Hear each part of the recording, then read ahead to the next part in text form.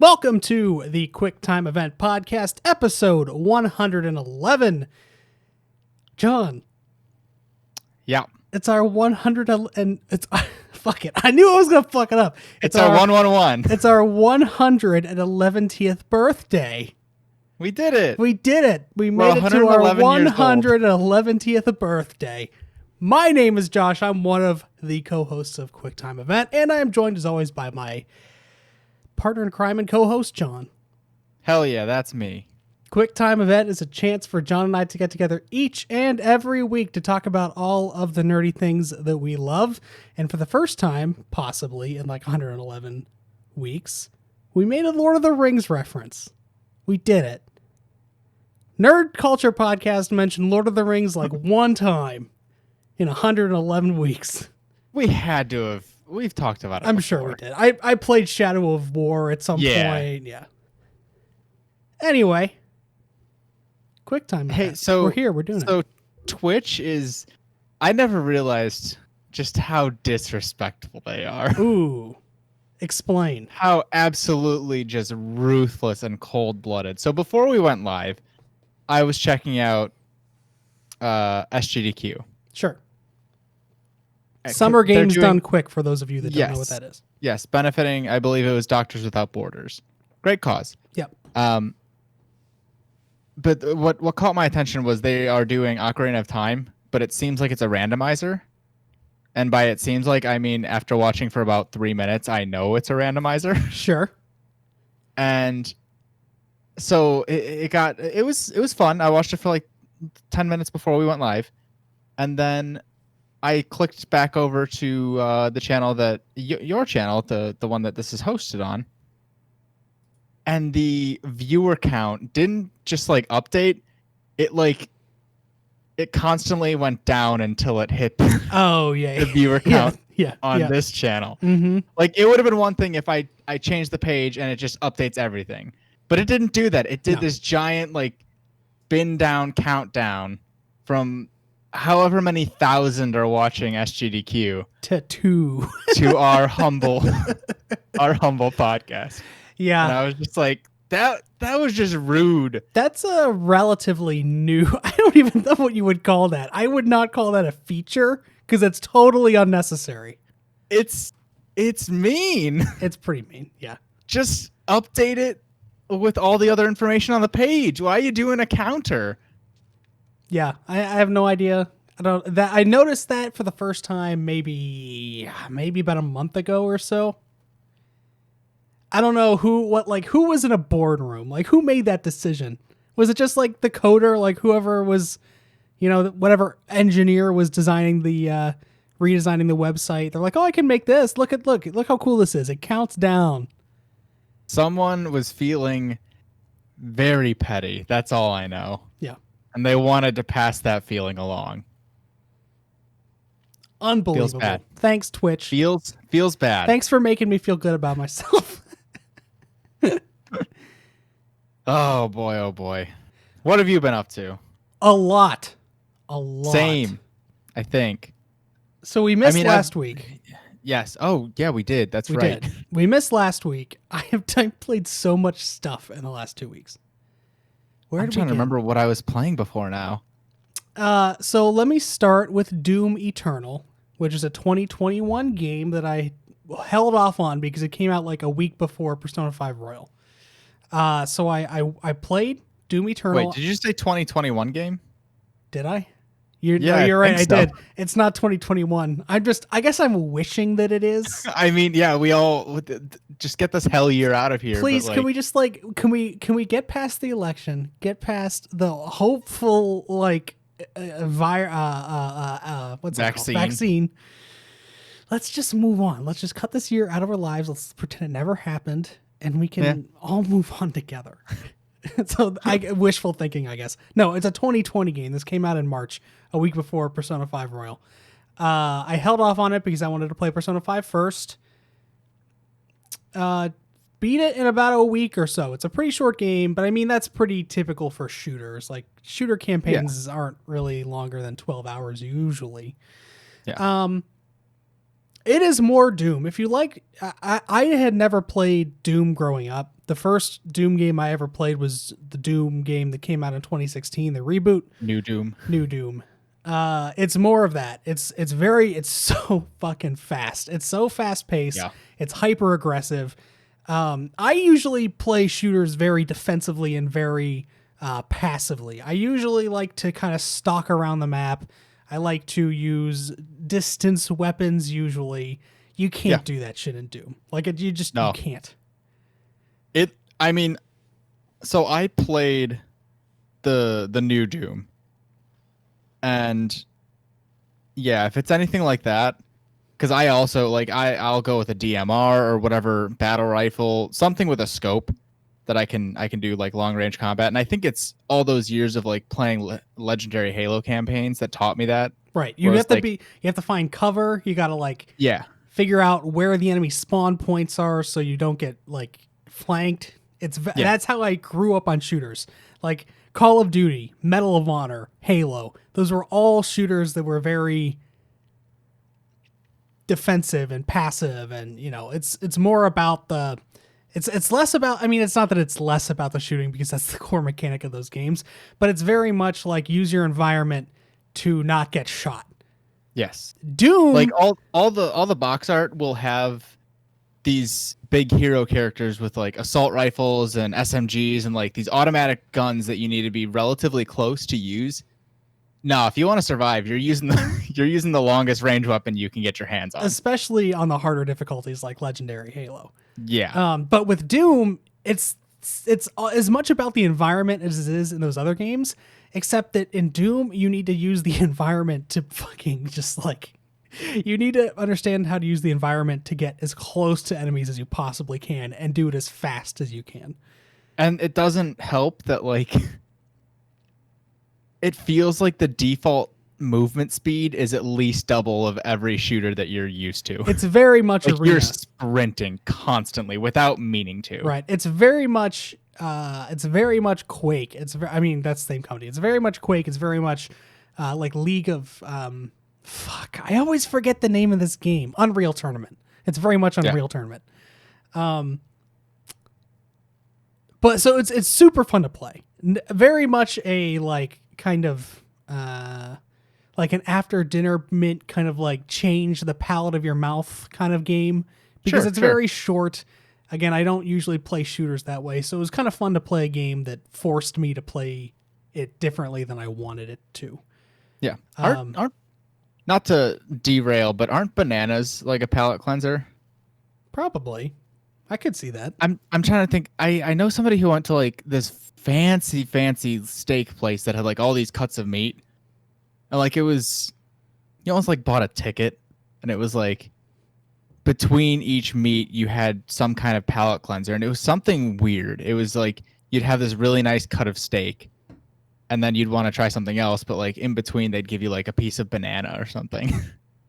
Okay. I don't know. It's just weird. But anyways, continue. The other thing I like about Doom is that it doesn't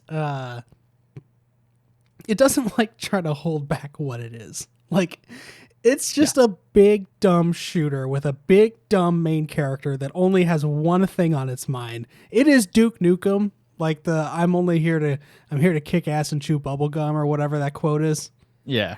And I'm all out of gum. It's very much that. It's like I'm just going to kill everything in front of me. And the story is like kind of a story there. Like you want to stop hell from being realized on Earth. But it's a pretty dumb like story. It doesn't have very many beats. There's zero character development. The story is man is angry, man is exacting his vengeance on everything in his sight. Yeah. I mean, correct me if I'm wrong, but the guy's name is Doom Guy. Doom, yeah, they in the game they call him the Doom Slayer, or okay. And I think even at one point it said Doom Slayer in parentheses Doom Guy. Like it's very much whatever you want it to be. Like it's one thing to give your character no voice. It's another to not even give him a name. Right. I don't know, like It's a great game. It's very fun. Technically, I guess I don't really want to say it's technically impressive. It plays very well. I didn't have any issues with like bugs. I thought that the layout of the maps were interesting. Some of it got a little repetitive. Even at only 12 hours long, some of the game got a little repetitive. Sure. But like, there's this, I feel like maybe I've just grown out of enjoying shooters like I used to. I am right there with you. Because I didn't get as much enjoyment out of it as I got even playing Doom in 2016 or Wolfenstein, the new Colossus the year after, or whenever that was, 2018, maybe 2017. It felt not stale. It was like kind of a slog for me to get through it. And I don't know if that's just a phase I'm going through or if maybe, I don't know what it is. But I came out of that game like thinking, okay, this was more than enough. I don't need this for a long time, is my thought. Yeah. But like, there's nothing bad to say about the game. The game is great. If you like shooters, play the game because it's awesome. But so I did that. That's for me. That's very relatable because I find that like, if you sit me down and you give me the most recent AAA shooter or some charming little indie game, I'll probably go with the indie game these days. Yeah. Like 10 years ago, no, I would go with the shooter all the time. But nowadays I'm like, no, this looks different. This looks fun. This is unique. Let's play this. So definitely relatable. Yeah, so that didn't take me very long. I was going to platinum it. I might still platinum it one day. The thing that held me back, I was able to clear the story mode in one go, got all the collectibles. You have to play the story mode a second time on a mode called Extra Life mode, where it's a permadeath mode if you run out of extra lives. So there's like extra life tokens in the map, Sure. or all over. Like there's like 4 or 5 in every level. Is that like a callback to the original? I think so. Like extra life tokens or something? Yeah, exactly. So you have to beat the game with, I think, 10 extra life tokens by the time you beat the game, like spare ones. Sure. And if you can play it on the easiest difficulty, which is, it's actually not easy. Like, I mean, it is the easiest difficulty. It's much easier than even the normal difficulty. But like, I was still dying semi-frequently, like maybe once a level or something. I mean, with how fast paced it is, like, Yeah, that makes sense. You make a dumb little mistake and all of a sudden everybody's just there. right. So you have to play the game in the extra life mode and beat it. That I don't that is not like this huge thing. Because I already have all the collectibles, I don't need to do all that again. Sure. It would probably take me like 5 to 6 hours to clear the campaign again, which is like 2 play sessions, which is nothing. The thing that's holding me back is the multiplayer mode, which seems like a slog to get through. The multiplayer mode in the Doom reboot in 2016, I remember being more like traditional, where there were 2 teams of like maybe 4 or 5 people on it at a time. This multiplayer mode is very much like, it reminds me of like Spies vs. Mercs from the Splinter Cell games. Sure. Where there's the Doomslayer, and then there are, on the other team, there are 2 demons, and the 2 demons have to kill the Doomslayer. You have to get like 200 kills, and I don't know how long that's going to take. Yeah, that could be a slog. So that kind of turned me off. I don't want to like play multiplayer when I'm not enjoying the gameplay as much as I used to for 15 hours or whatever it would take to get me there. Sure. So that was a little disappointing. But overall, Doom, great game. If you like Doom, if you like shooters, you owe it to yourself to play definitely the Doom reboot and this game, if you haven't already. Yeah. Did that. Doom. I'm trying not to forget anything because I've played so much. There's been a lot over the last 2 weeks. So I'll move on to the other, I guess, the other big one that I've been playing, which has been Fall Guys. Hell yeah. John and I played Fall Guys last weekend. I haven't really played it too much since then because I was finishing Doom, but got a couple matches in. Fall Guys is very much one of those games that, like, you kind of forget how much time you put into it. Yeah. Like, because there's no clock anywhere. There's no like, okay, you played the game for this long. But I think that I've put probably more than 20 hours into it at this point. I probably have as well. When I first started it, I thought I was not going to put like more than 5 to 10 in. So it's already like vastly gone beyond what I thought it was going to be for me. I feel like I talked about it already, so I don't really want to say anything else unless there's what has your experience with it been? So it's weird because like it came at the exact moment that I needed it. Because before that, whenever I was bored and didn't want to like dedicate too much time to something, I had like rekindled my enjoyment with Rocket League. So I would just play some Rocket League matches, but like I had been doing that for over a month and I was getting kind of bored of it again. And I was like, I don't really want to play Rocket League, but I don't want to play anything for like over an hour right now. What? There's no real other option. And lo and behold, Fall Guys comes out of nowhere.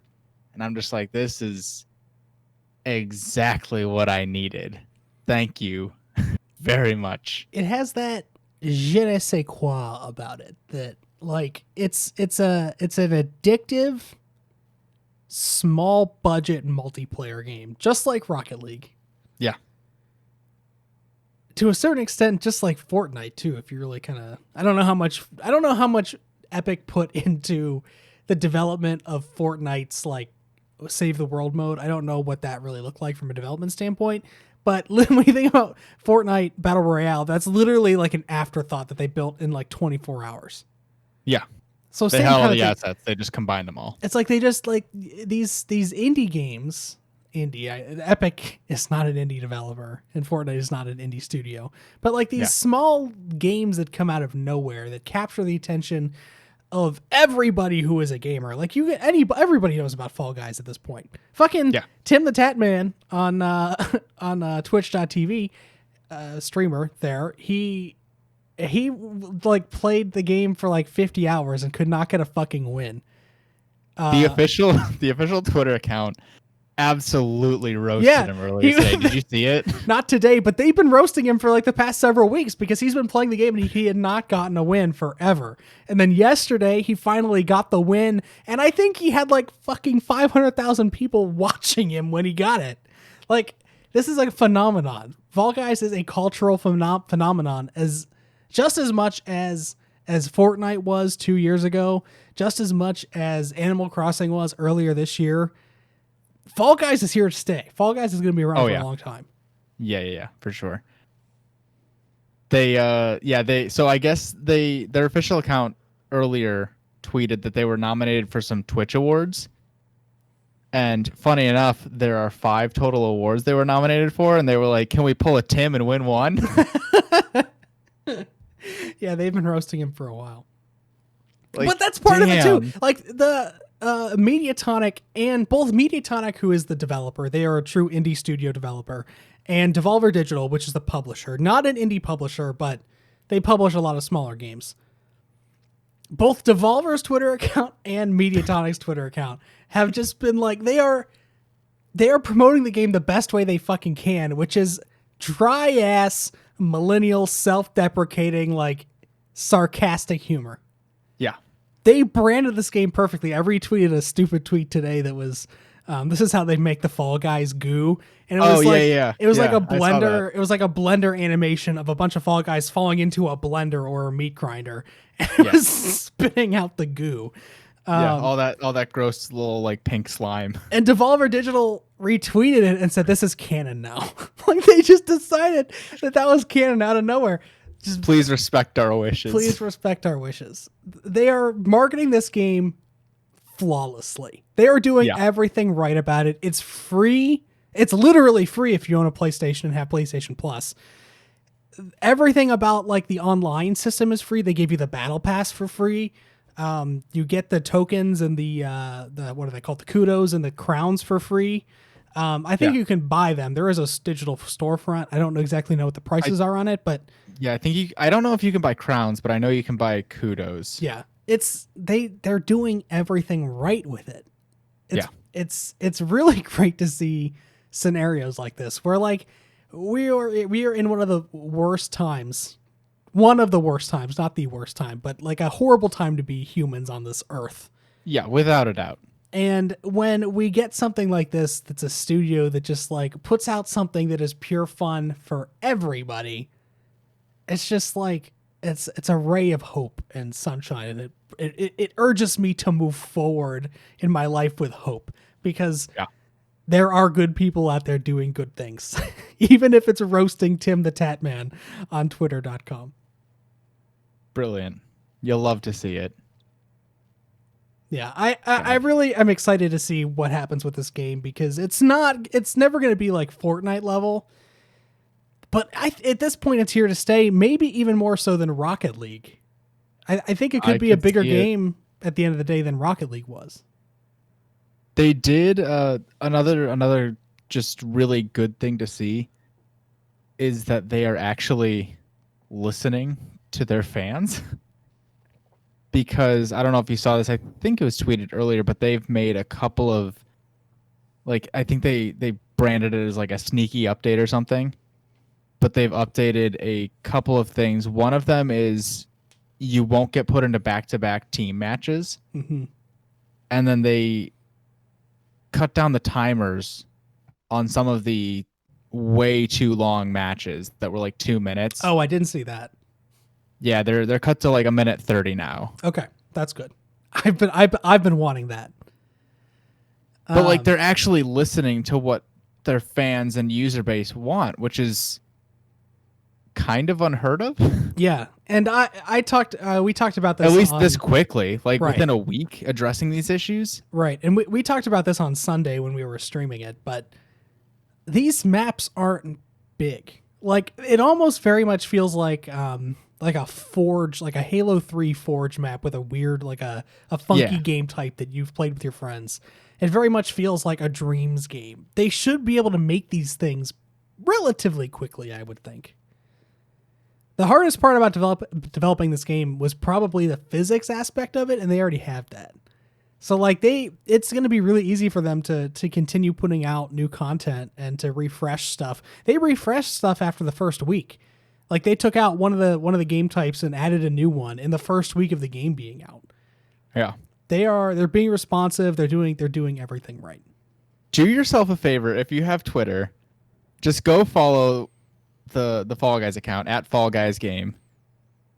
I'm scrolling through it, I'm trying to find this tweet.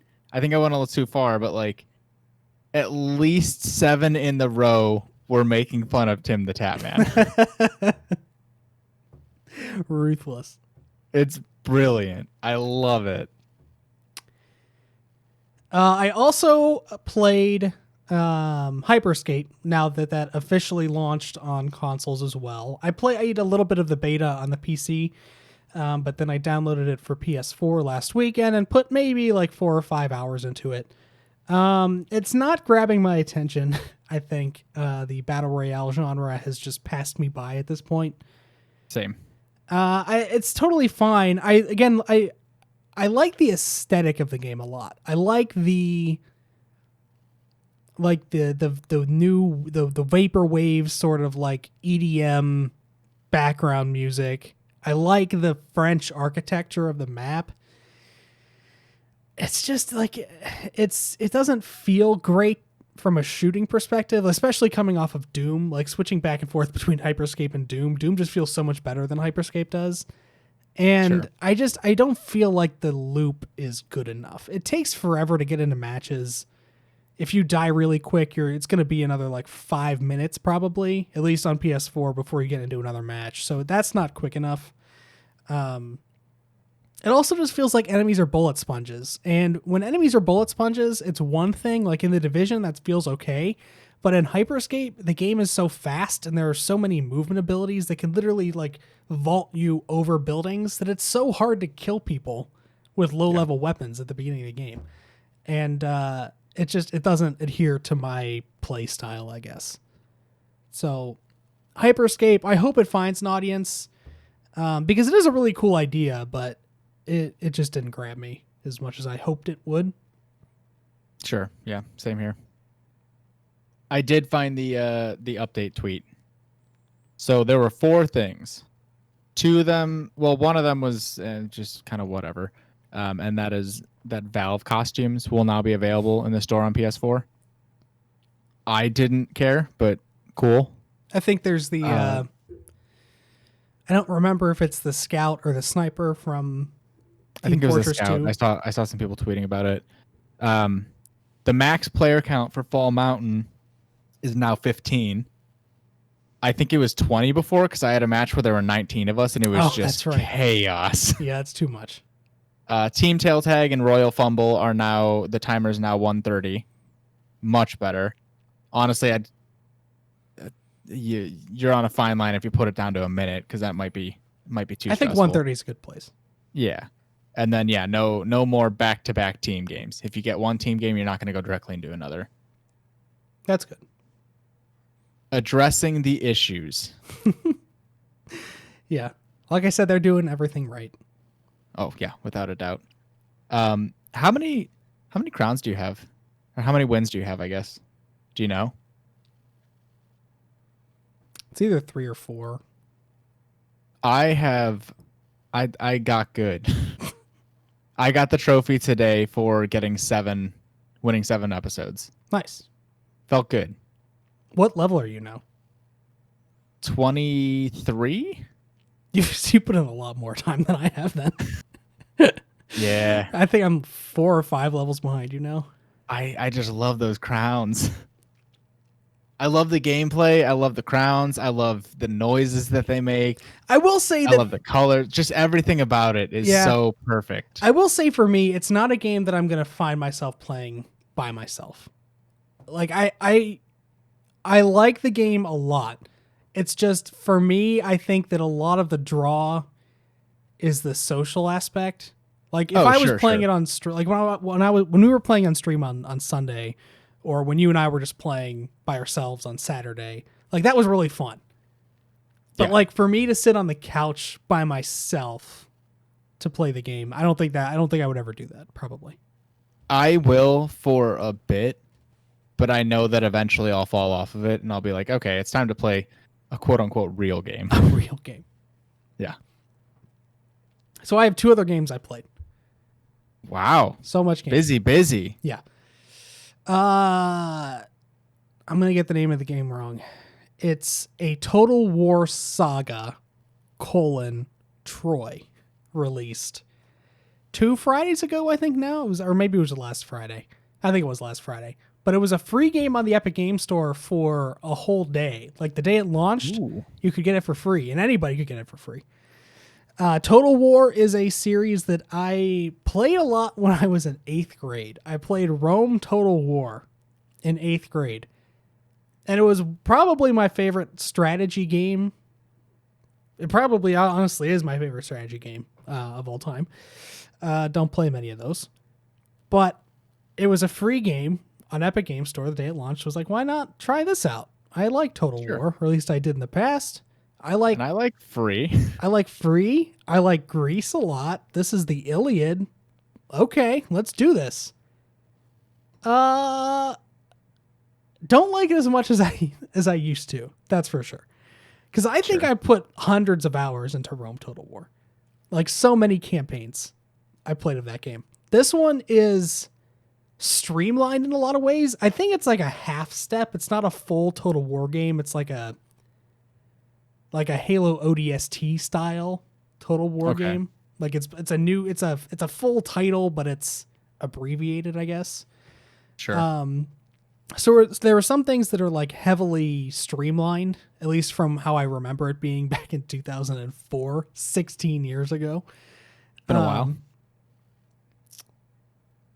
I kind of just like, it's like too much. Like, I think this might be a game that I would be able to put a lot of time into if I was streaming it. Like, talking to myself, trying to figure out, like, okay, this town needs more stone, or this one is a bunch of farms on it, so I can, like, create a whatever the hell to get the food produced faster. But, like, as a game to come home to and wind down your night playing, it's not that kind of game. There's like way too much thinking involved. Yeah. And not to say that that's wrong. It's just like when have a horrible day at work, I don't want to come home. It's not what you need right now. And mentally drain myself playing a game. So visually, it's fine. The graphics kind of look like how I remember them looking in 2004. They're definitely not great. They're not, though. I went and I checked earlier today. I Googled Rome Total War and I compared it to what it's vastly different. It's just I think my memory of the Rome Total War graphics were better than what they actually were. Sure. But it was free. So I mean, it's a free game that I just got on the Epic Game Store. Like, it's awesome. Now I think it's like $30 or something. So if you like Total War, I would recommend it. But I'm probably not going to put too much time into it, if any more at all, honestly. That's fair. And then, finally, last night I decided not to. When I decided not to continue my Doom run, I booted up the PlayStation 3, which was a chore. Let me tell you first, because you have to you turn on the PlayStation 3. First of all, it didn't have an HDMI cord, so I had to go root in my closet for an HDMI cord. Oh God. Oh, okay. I thought you meant like you had to go get AVI cables. Oh no. I was like, wow, I didn't think it was that old. No, I had to find an HDMI cord. I plugged it into the TV. It had to do an update that took fucking forever. What update? I don't know. I thought it was maybe gonna like. Because PlayStation, they created like a second party authentication thing for their legacy consoles that connected to the PSN.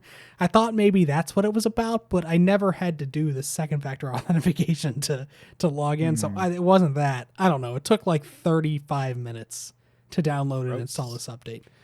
Could have played like 2 full episodes of Fall Guys. Could have at least, yeah. Anyway, get that downloaded, and then I decided to start playing Persona 4 Arena. Oh boy, back on your kick. I hate the gameplay. It's a 2D like it's high res pixel art, but it's a 2D pixel art fighting game. Okay. I don't know that there's a difficulty level. I should check that next time, but I'm gonna put it on the easiest difficulty level because I have no affinity for fighting games outside of Smash Brothers, and even that's just like a party game to me. Sure. The gameplay is not for me at all, but the story is pretty interesting, and there are some characters that I haven't formally met yet that I want to get to, and I want to see the story through because it does legitimately have a good story. The Persona 5 spin-off game and the Persona 3 spin-off game, the dancing games, don't have real stories, but the Persona 4 ones do. So the dancing game has its own story that's a pretty decent story. And then the 2 Persona 4 fighting games have their own story. And those are actually worth seeing. So I completed one of the characters' chapters. Basically, you have to play each character's story mode to unlock all of the chapters. Okay. So I did one of the, I think there's 8 characters to play, 8 or 9. And I'm going to do that. Just because there's nothing else that's really like standing out to me right now. Like Doom Eternal was the only other game that came out this year that I didn't get to. Yeah, for your catch-up list. Yeah, the only other thing that's like kind of floating in the back of my mind that I want to do is restart the Yakuza franchise. But I decided to do this first. Yeah, the Yakuza franchise is going to be a pretty big time investment, I think. Yeah, 7 games, and that doesn't even count the 7th game that came out or that's coming out or being localized for the West. Yeah. A lot of content there. So that's been my 2 weeks. Lots and lots and lots of games. All right. Well, God, what have I done? My little 2-week resume is not going to be nearly as impressive as yours, but I did. Oh boy. Okay, so we've gone over Fall Guys. Played a lot of Fall Guys, as is apparent by the fact that I'm even higher than you, which, if you know how we play Overwatch, this is now the reverse. Oh, fuck. I forgot about Overwatch. I'll get back to All that. right. All right. You do your part now. No. All right. Fine. Mine. It's going to be quick. Yeah. I did finally beat Paper Mario and the Origami King, or the Origami King. There's no and, I guess. And that included getting every single collectible and trophy, even the ones that were just pure hell. Like so there's collectible trophies, and then there's trophies, which are accomplishments, and there's 15 of those trophies. Like 5 of them are related to like just playing the game and like collecting a stupid number of coins or winning X number of battles. A bunch of them were just get all the other types of collectibles, like get every enemy cataloged, get every song, blah blah blah, like one for each of those.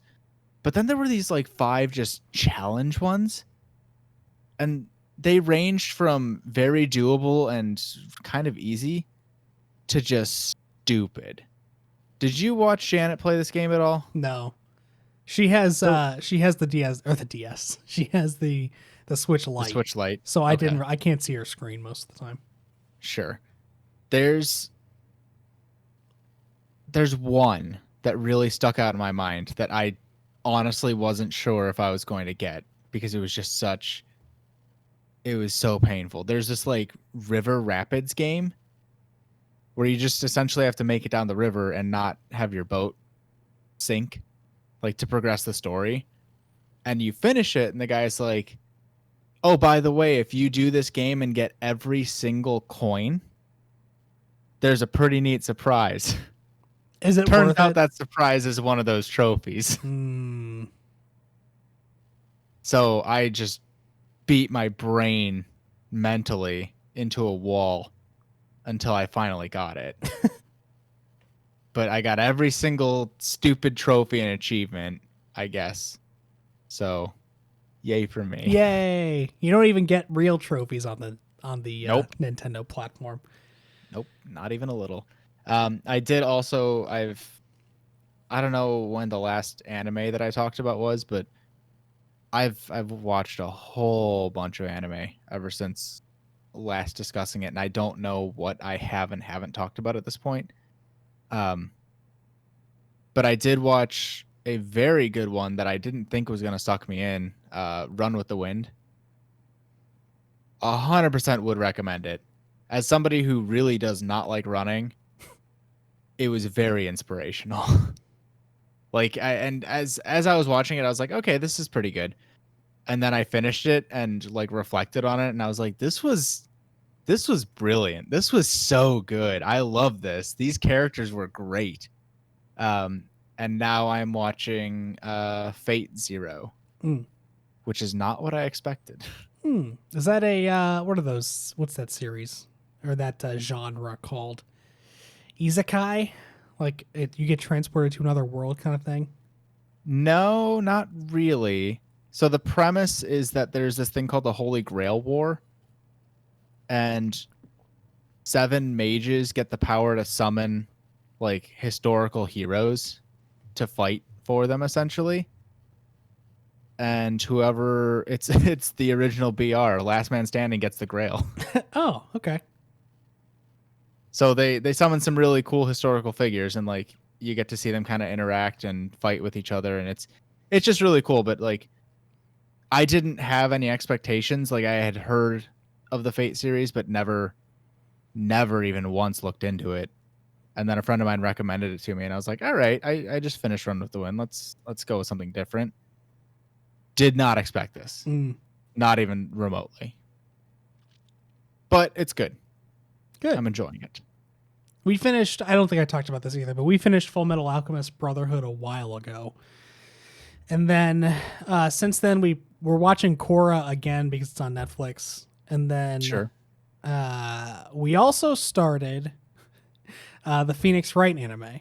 And I would 100% recommend the Phoenix Wright anime over the game. Over honestly. the games. Unless you like puzzle games and you like that kind of game, then play the game. But if you just like want to know about Phoenix Wright because he's a character that is sort of well known, the anime is totally good. It's really good, actually. Pop culture. Yeah. Like it's funny. The characters they come off exactly how you would want them to.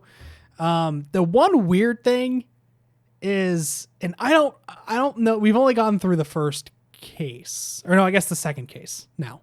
But it did this really weird thing where like the first 3 or 4 episodes, the subtitles, like the English subtitles, were. This sounds stupid, but they were all in English. Okay. It was Phoenix Wright. Yeah. But then around like episode 5, they changed all the characters' names back to their Japanese games, because Phoenix Wright is a series that is about like all the characters are name puns that don't come off in Japanese. They have different Japanese names. Uh-oh. Can you still hear me? Nope. Hello? What the fuck? You still there? Yeah, what just happened? I don't know. Discord just kicked me out. I don't know what that's about. Hold on. What the fuck is this about, Discord? What are you doing? It was both of them. They kicked both of my Discords out. Like both of the on 2 different computers. Wow. They must really hate. Discord's mad. They must really hate this podcast. That was really weird. Anyway, the Japanese names for the characters are different. It's Naruhodo is his name instead of Phoenix, and that's a pun in Japanese. Okay. Kind of like Gintama. Yeah, but it was really weird because the subtitles for like the first 4 or 5 episodes were Phoenix Wright. It was the English name, and then they just weirdly transitioned them in this one episode that we watched, or the last episode that I watched. It was kind of jarring, but the humor comes across great. Like the animation is not shitty animation at all. It's not Persona 5 the animation level animation. It's like legitimately good. Would recommend it. I've seen a lot of people tweeting about Persona 5 the animation, just like they acknowledge that it's garbage, but they're like, we're glad that it got the dub just so that we could have these like 5 lines. And I will say that like this is coming from someone that has never even played the Persona 5 the dub version of Persona 5. I do know all of those voice actors very well, and they're just a bunch of fucking nerds that are on the internet. And it's really fun to see them having a good time doing the dub. Oh, for sure. Especially fucking Max Middleman is such a national treasure. Max Middleman is Ryuji's voice actor. He's such a treasure of a human being. But yeah, if you have not played Persona 5, please don't go watch the animation. Please play Persona 5 before you do that. But it's worth watching the anime, even though it's totally trash. Just because they're having a good time. Yeah. There's something to be said for watching people essentially enjoy themselves. Yes. If they truly are enjoying themselves and having fun, it is enjoyable in and of itself. Okay, last thing from me before we get to the news is I get to, or should I save this till the end? I don't know. Let's just That's do it up now. to you. All right. The Overwatch is in its last week of the Summer Games event. Whoops, missed that. There is a great Orisa skin this week. It's Ice Cream Orisa. She's like a sundae. She got bananas and like, it's really great. Well, that's fun. Great skin. However, Wednesday, Papa Jeff decided to drop a new patch. Actually, I guess this might have been 2 Wednesdays ago, but a couple of patches. The first is that Brigitte got nerfed into hell. She's dead. She's effectively dead at high level play. And even low level play, she's just not a viable hero to play right now, for many reasons. But Brig got a huge nerf. Orisa got a huge nerf. And then this week, Jeff put out another experimental card for Moira, which is a little bit more in line than the last one that I bitched about that basically powered her up in a lot of ways. This one powers her up and nerfs her. It's much more of a rework than the previous ones. I have not played the experimental card, so I can't speak to how that feels. My issue is with the Brig nerf and with the Orisa nerf and the previous nerf that happened to Sigma, and just the general direction that I've seen the Overwatch development team go over the last year or so, which is that they don't give a shit. They don't give a flying fuck about main tank players. No. At all. like this meta that is happening right now in Overwatch. I've been trying to play for the last like 5 days in this meta because I want that Orisa skin. I cannot play in it. I am terrible at this meta. It's totally my issue because I'm choosing to play a non-meta hero like Reinhardt, who should always be in the meta. But let me digress. The meta right now is Hog Zarya. Hog Zarya. Why the fuck? I don't want to play Hog Zarya. That's not my deal. There's no barriers. There's no barriers anywhere. And the reason why there are no barriers is because there's so much burst damage coming from Hog, coming from Zarya, coming from Junkrat, that the barriers get obliterated in 2 seconds and they're pointless anyway. Overwatch, so how long until it gets reworked? I honestly have no idea.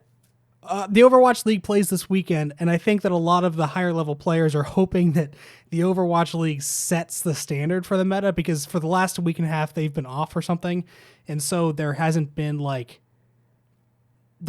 consensus on what the meta even is. It's just that everybody right now is playing off tanks. They're playing D.Va, Zarya, Roadhog. And it's just not a fun game to play right now. Because I'm a main tank and I'm a main support. I don't play off tank.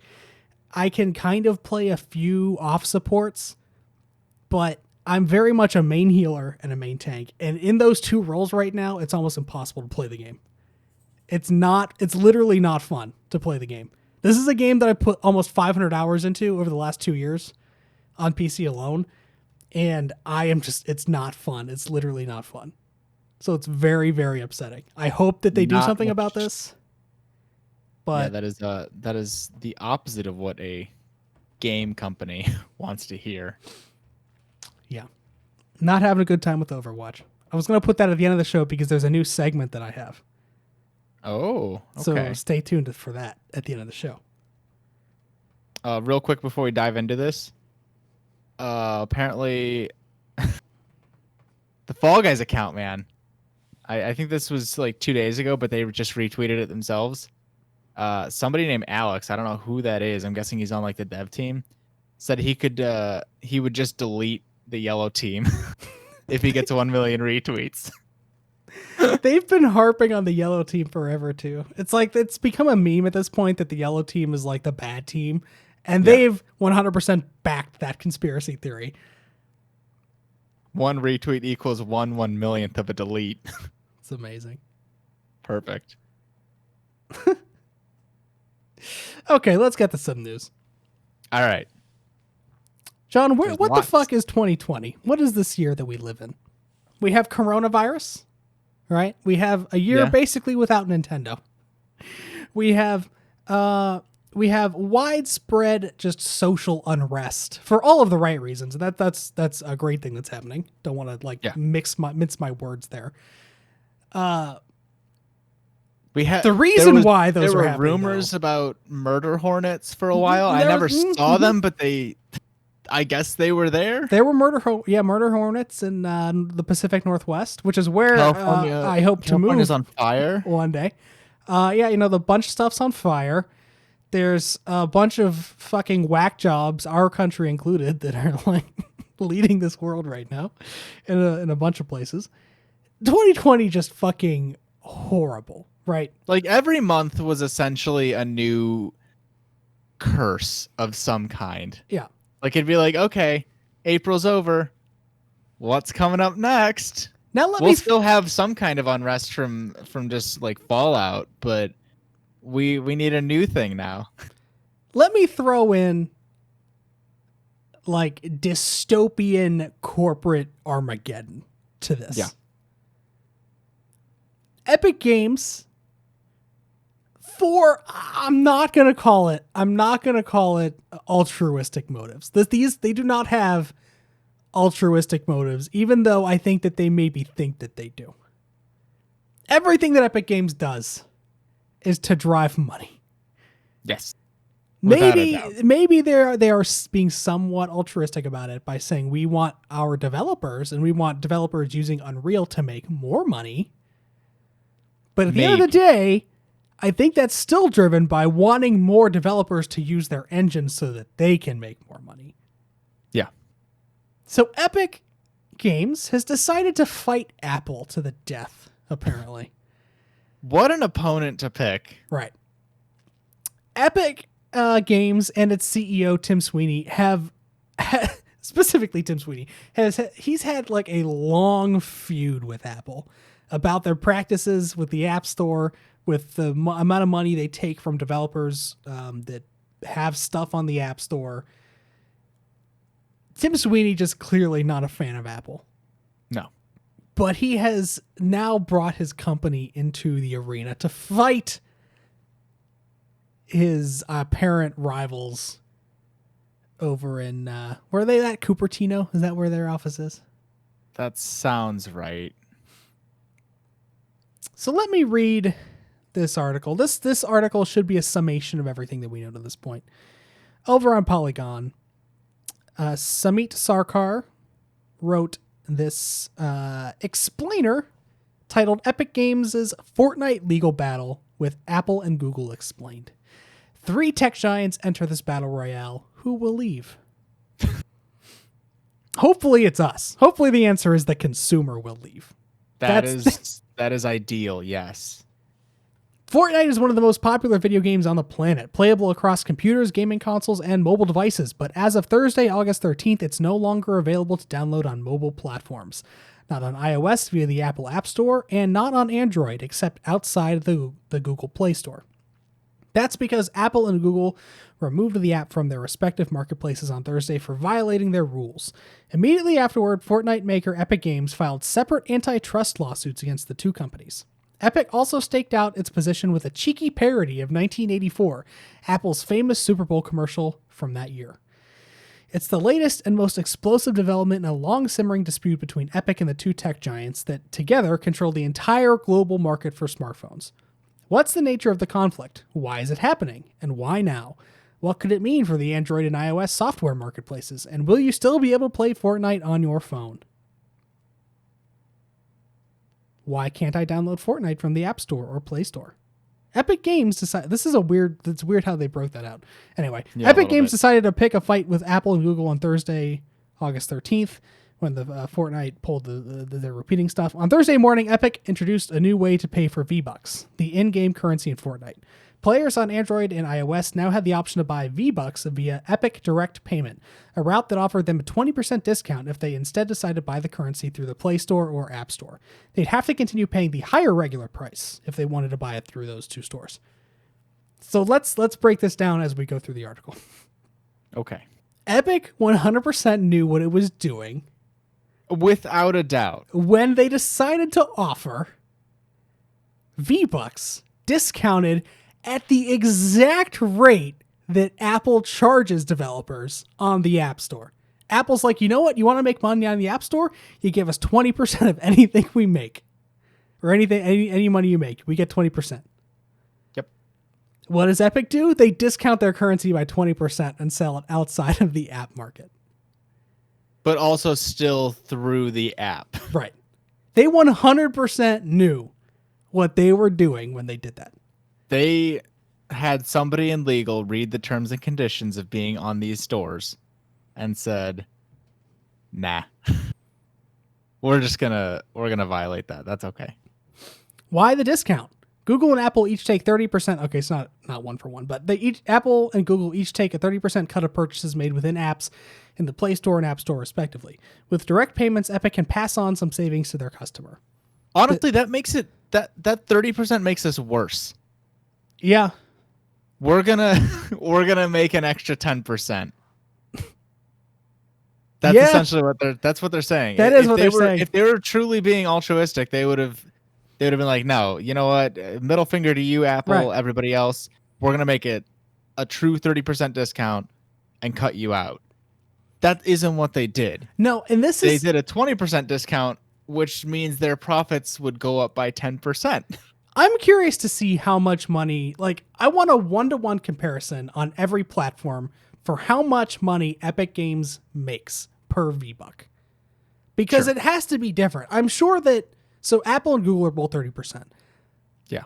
I don't know what PlayStation, Xbox, I don't know what their cuts are. But they have, I mean, I'm sure that they're almost similar. They have to have, like, if software is sold on their digital storefront, they have to make money from it. It's on their platform, I would think. Yeah. I want to know what that looks like.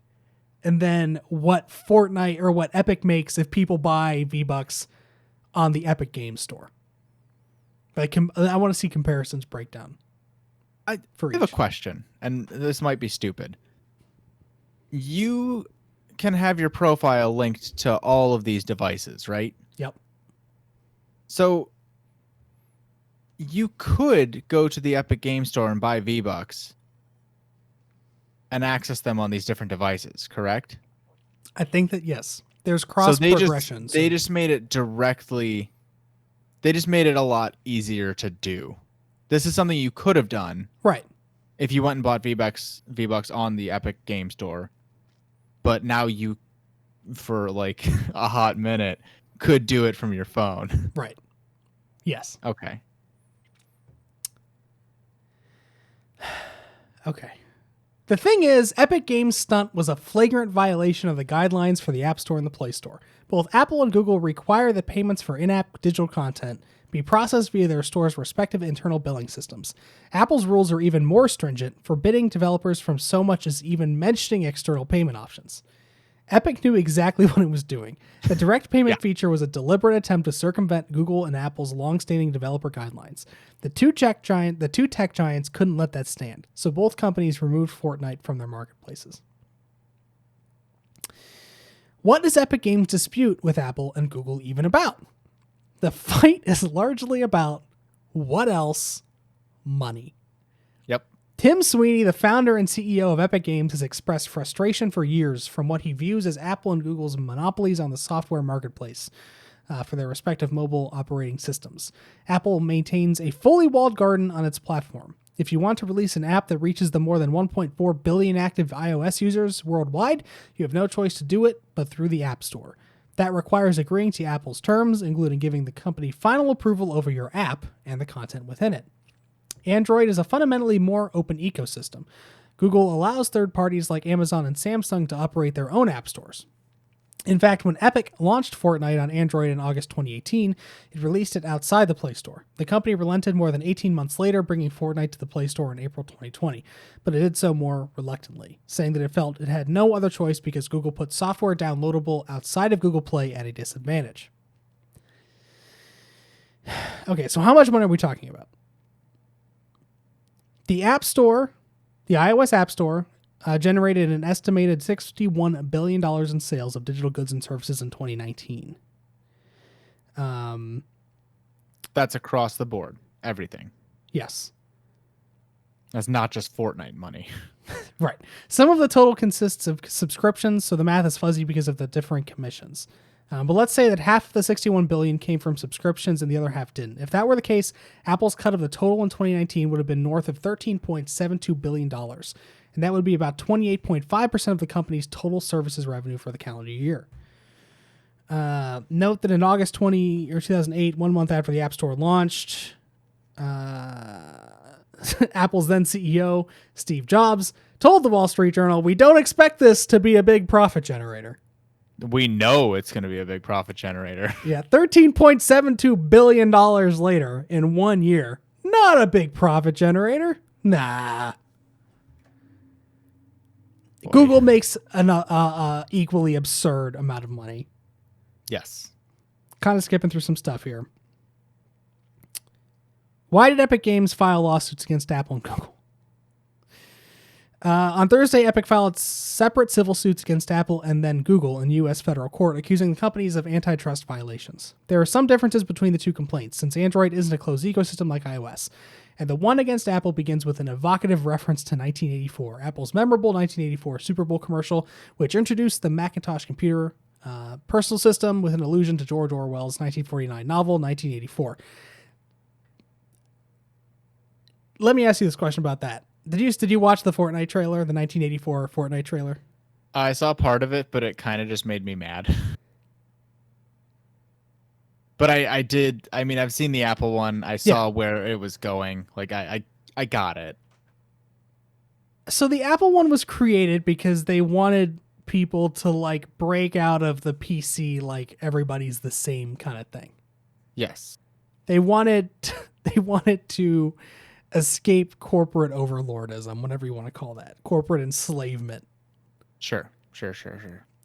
Fortnite and Epic is trying to evoke the same message by bringing down the corporate cronyism of Apple. When Epic has as much, if not more, than any of those other ones do. Like, Yeah. This is the thing that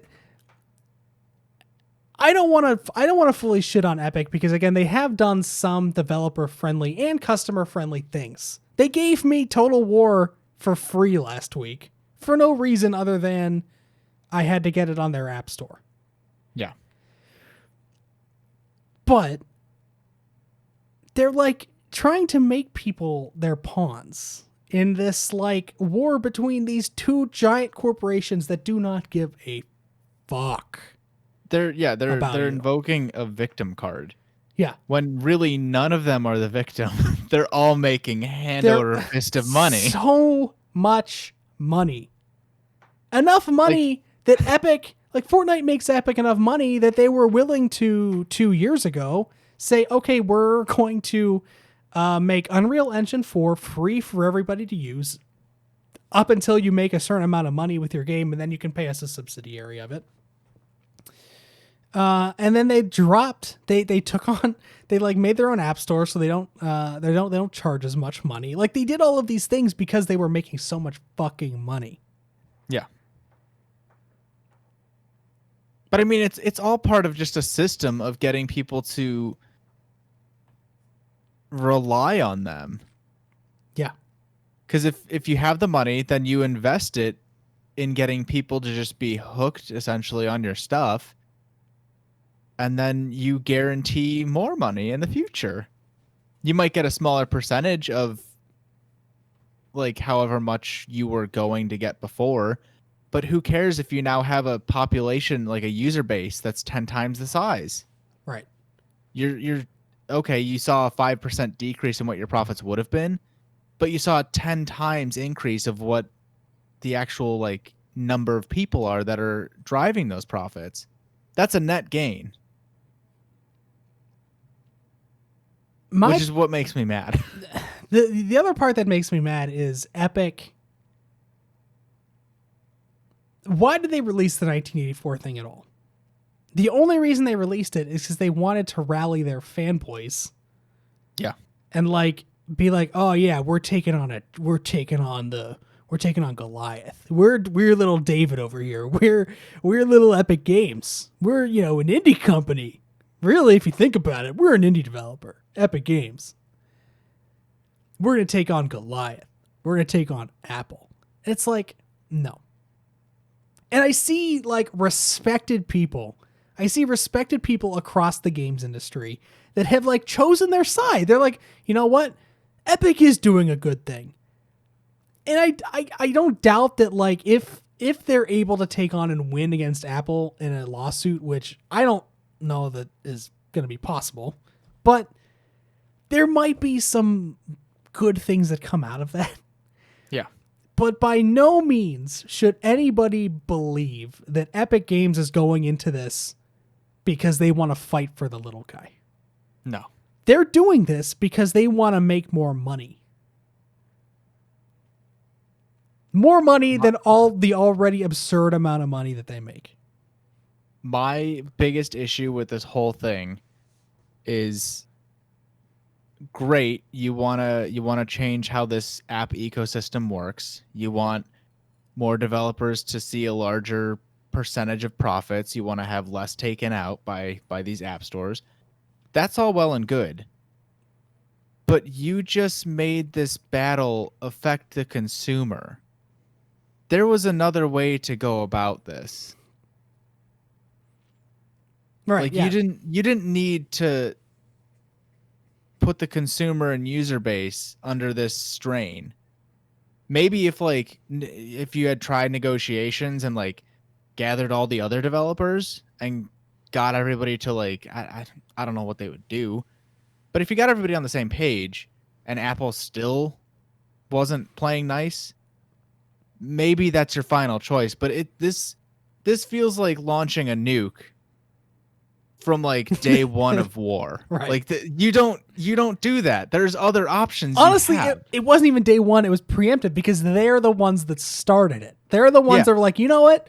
We're going to put this alternate payment method in here, even though we know clearly that we're not allowed to do that. Yeah. And it's going to, they knew that Apple was going to take Fortnite down. Just the sequence of events and the way that this all happened is what makes me mad, because they are making the consumer, who they're claiming to want to look out for, suffer. Yeah. And this is not the way you do it. No. I don't want to give angry internet people the win. But when Epic launched the Epic Game Store to combat Valve, another company that has way too much money than they know what to do with, especially when they haven't made a fucking game in goddamn 10 years or whatever. Yeah, to the point where they were like, you know what? You know how we started making games? We're done with that. We're going to put that up on the shelf. So don't take this as me defending Valve, because Valve is just as much to blame as Epic is in this. No, they're all bad. They all just want to make money. Right. But this is what a lot of those people that were mad about were afraid of. It's happening right now. Epic came out, they created their store to get money from Valve to create a worse product. But by all means, the Epic Game Store is a worse product than Steam. Flat out, it just is. Yeah. Not that it should exist. How many like giant security issues have there been so far? Quite a few. There are tons of features that it doesn't have. But like they were all like, okay, but Epic is doing this because they just want to make money. At least they were right about that. Maybe they were mad for the wrong reasons, but they were right about that part. Like Epic is doing some, again, no company is well, they're all evil, but like they all have some positive things too, right? Like we all use these companies. They have to be useful in some way. They're providing a service that we as a society have deemed valuable. Right. And Epic has they're continuing to do that for the other side of the industry too, with their developers. And again, how they've handled the Unreal Engine and how they are giving developers more of a cut when it comes to how much money their games make if they sell them on the Epic Game Store. Like, they're doing things that make sense. It's just like you can't like take away, you can't separate the evil corporation from it as well. Like you have to take it at face value and you have to take all of it together. Like Epic is doing a lot of shitty things and they're doing some good things. And how you reconcile that in your mind is your own thing. That's for you to decide. You vote with your wallet. You're the one that decides where you want to pay for V-Bucks, if you want to buy V-Bucks at all. Where you buy your games, if you want to buy them on Steam, if you want to buy them on the PlayStation Store, if you want to buy them directly from Epic or from Good Old Games or whatever the hell it is. You're the one that has to make that decision, and whatever helps you sleep at night is what you need to do. It's just, I hate that we are in this horrible year with all of these terrible things happening, and these giant behemoth companies are trying to get us to fight each other. Yeah. I guess Apple hasn't come out and like try to rally their fanboys, but like the way that Epic's going about because essentially they're marketing it. They're marketing this fight with Apple. They created a commercial for it with a within hashtag. Like 24 hours of this all happening. What was the hashtag? Like they had to, based on how quickly that came out, they had that thing ready to go before they even implemented this. No, this was 100% all pre-calculated.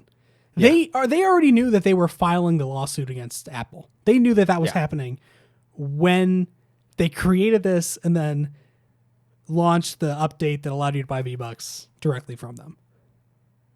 Like, they created a hashtag free Fortnite, because they wanted to bring consumers into it to fight the battle for them. And that's what makes me just seethingly mad. It's like there's enough shit going on in the world that I, a person that has no stake in either of these companies, I don't own stock in Epic. I don't own stock in Apple. Why the fuck should I care about any of this? Yeah. It's just fucked up. It's just It's flat out so fucked infuriating. up. And again, Epic has done some great things over the last couple of years. But this whole it's a campaign. This whole advertising campaign, it's gross, it's dirty. I just want nothing to do with it. Yeah.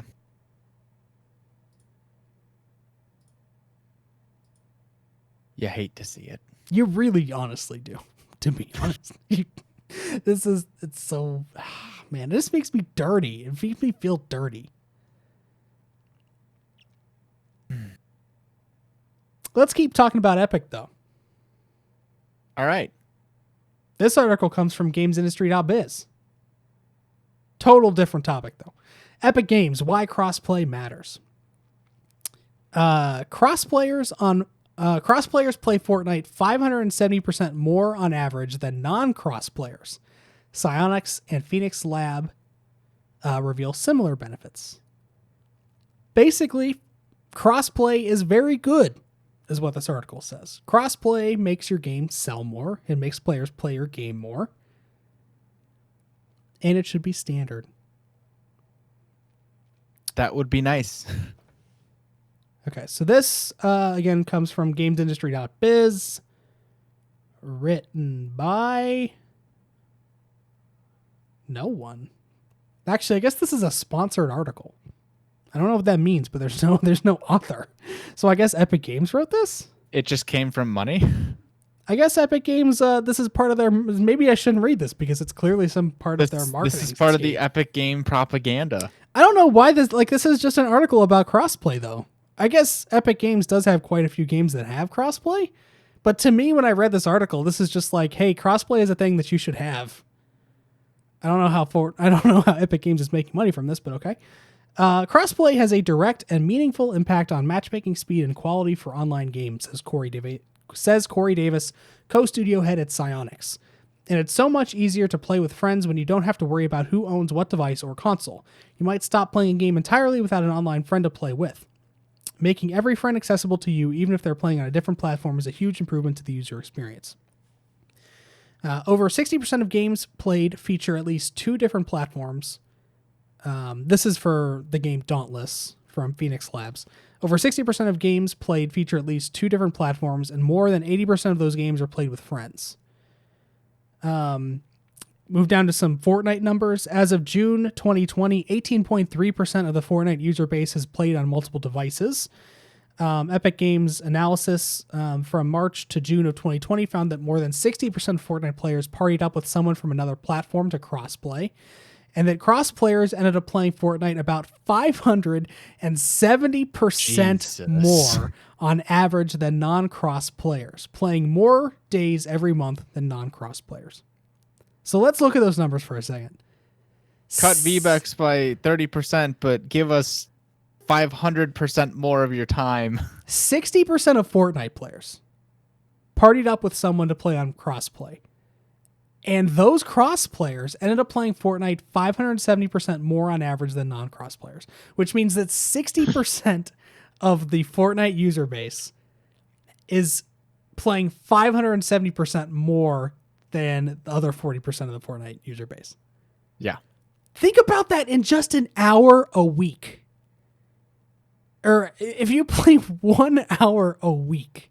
How does this work? If you play 1 hour a week, someone else is playing 57 hours that week? Is that what that means? I don't think so. I've got to think that at this point, 100% would be double, right? Ooh, so maybe I guess it's like that's 1 true. hour. Yeah, 1 yeah, hour yeah, yeah. equals like 6 hours, This which is is why- still obscene. This is why I don't math. But yes, that you're right. You're right. Yeah.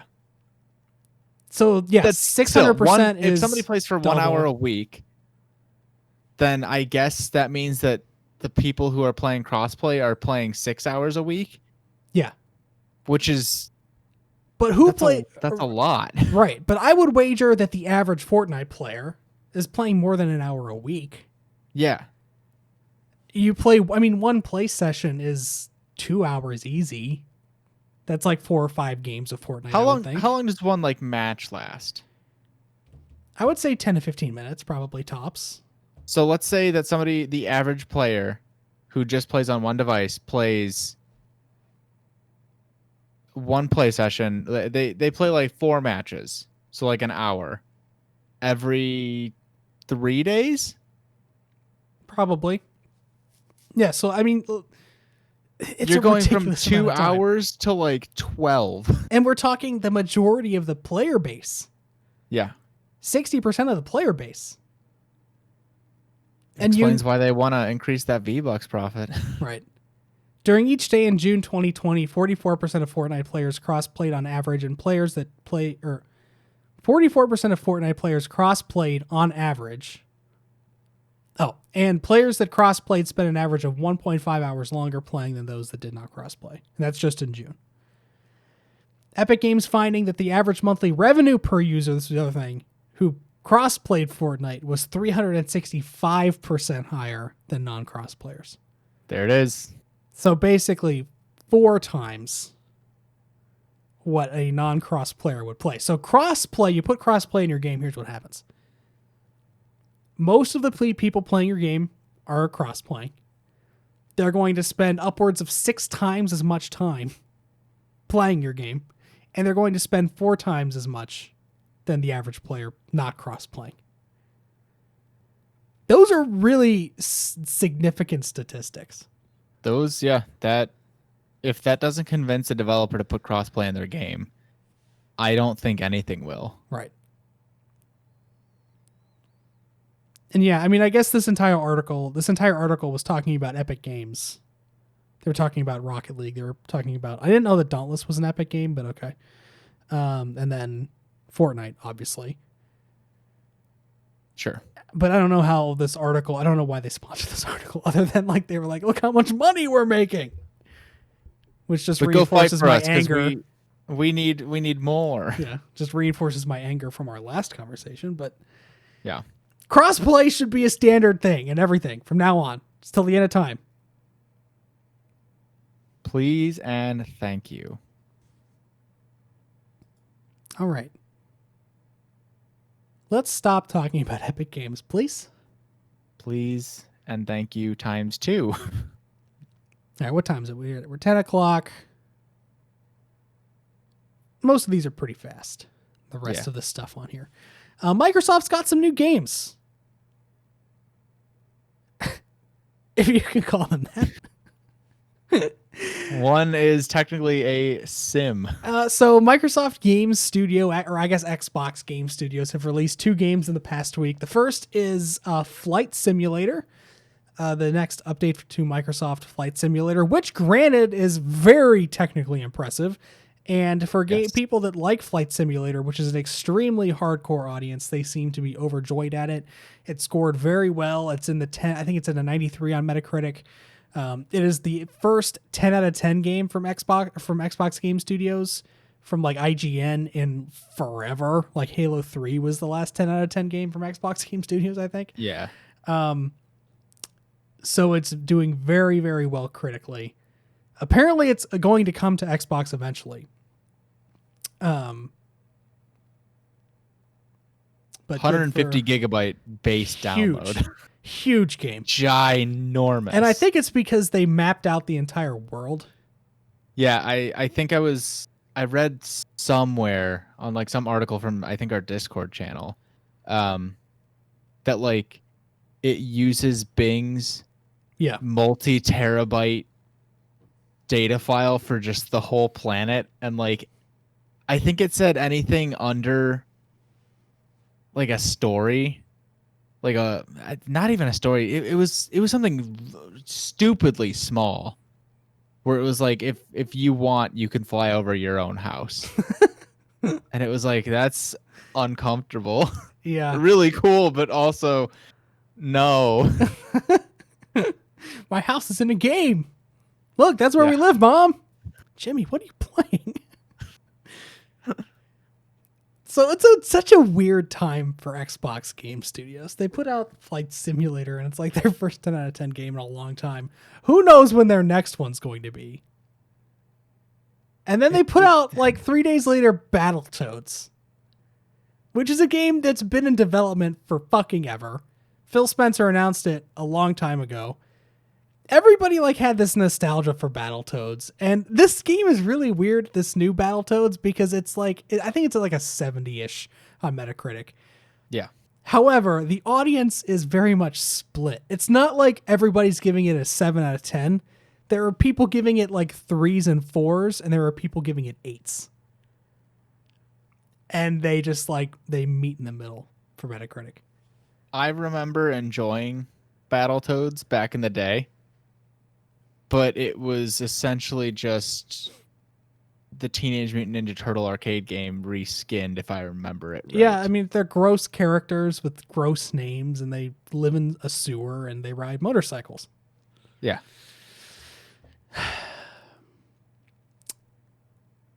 What a time. Not my cup of tea, and further reinforces my my preference to play on the PlayStation platform. I mean, Flight Simulator looks cool. It's just that's not my. I'm never going to like sit in a fake. I'm not the person that's going to build the flight deck in my garage or whatever with a joystick and the whatever. Like that's not going to be me. No, I'm good to just not even touch that game. But if you like it, good for you. My brother-in-law is super into airplanes, so if you're listening, go have yourself a day, Kevin. Go play the fuck out of that game, man. Enjoy. Tell us where you went. Yeah. Okay. What is I mean I saw the tweet. Where do you want to go with this? So just there's been so much non-official Nintendo stuff and even official Nintendo stuff in the past 2 weeks. It's absurd. What have you seen? Because it's just been all over the place on my Twitter feed. So the only Nintendo stuff I really saw, obviously there was the Indie Direct that we're not going to really touch on because there was nothing that like spoke to me personally. Yeah. And all the games weren't big enough for us to talk about here, even from an indie perspective, aside from Goose Game getting multiplayer, which is cool. Hell yeah. Double chaos. Nothing like really stood out to me. I think there were some games at the end of the showcase. They had a little like sizzle reel that had a montage of a few games, like 5 or 6 games. There were like 3 or 4 in that sizzle reel that actually caught my attention and I was interested in, but they really didn't give me too much on them because it was all earlier in development, or they weren't focusing on those games. Yeah. So obviously they had that presentation on, what was that, Tuesday? And then they've been like tweeting. I saw Mario sitting on the beach with a cocktail, I think, at one point. Then there was another one that you put in the Discord channel that was like, there was Samus behind somebody. It was Tom Nook. Oh yeah, it was Tom Nook. All of the Metroid franchise, just every game has been outsold, right, in combination by Animal Crossing. It's just, I don't know what they're doing.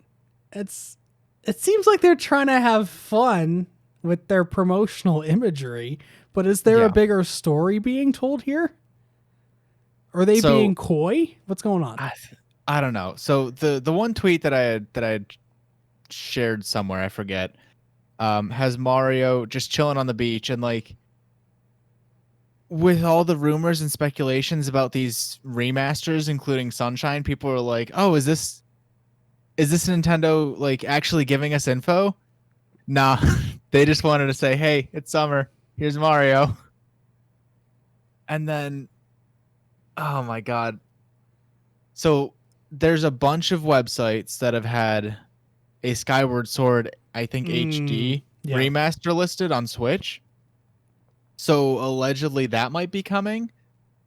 There were also a couple of sites that, well, they lost their credibility by the second half of this. The first half was they tweeted, or they listed like pre-orders for a Breath of the Wild 2 collector's edition.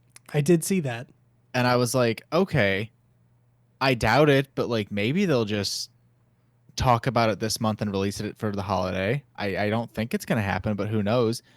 Apparently, the same websites then were like, "Hey, we're listing pre-orders for Metroid Prime 4 for October this year," and it was like, You "All know right, what? You know what I'm going to do? I'm going to start. I'm going to go on QuickTimeEvent.net. There's a little plug there to go on QuickTimeEvent.net. I'm going to open up a storefront. I'm going to start selling pre-orders for The Last of Us 6. yes." How about I just start opening up pre-orders for a game that's 40 years out? But then also, Retro Studios like main social media accounts recently tweeted, and they were like, "Hey, we need a lead producer for Metroid Prime 4," and it's like, what is happening? And then there's all this like adhesive merch for Mario. Like there's like glue sticks and tape that are Mario branded, but nothing, like no games for his 35th anniversary, just the stupid office supplies. And it's like Nintendo has also apparently filed a bunch of trademarks for like a bunch of new Zelda merch and like titles in preparation for The Legend of Zelda's 35th anniversary, but they did nothing for Mario, and it's like, who's in charge? What is happening with literally everything at Nintendo right now? Reggie leaves and the whole company just goes up in smoke. Maybe he saw it coming. Maybe he was like, I gotta get out of here because they're gonna start doing some weird ass shit, and I'm not gonna be able to stop them. It's just you get positive news on one thing, negative news on another, something completely out of left field on a third thing, and then a tease on a fourth thing that ends up just being them trying to like reach out to their fans and have a good time. And then they have the indie thing, the indie showcase. Yeah. It's like, hey, here's the thing that's not what you want, but here's some indie games. Round 2. This is our second indie showcase Since their last direct. Yeah, I have no idea what's going on over in Kyoto, Japan right now. It's just what I wouldn't give to be a fly on the wall. Yeah, Nintendo gonna Nintendo.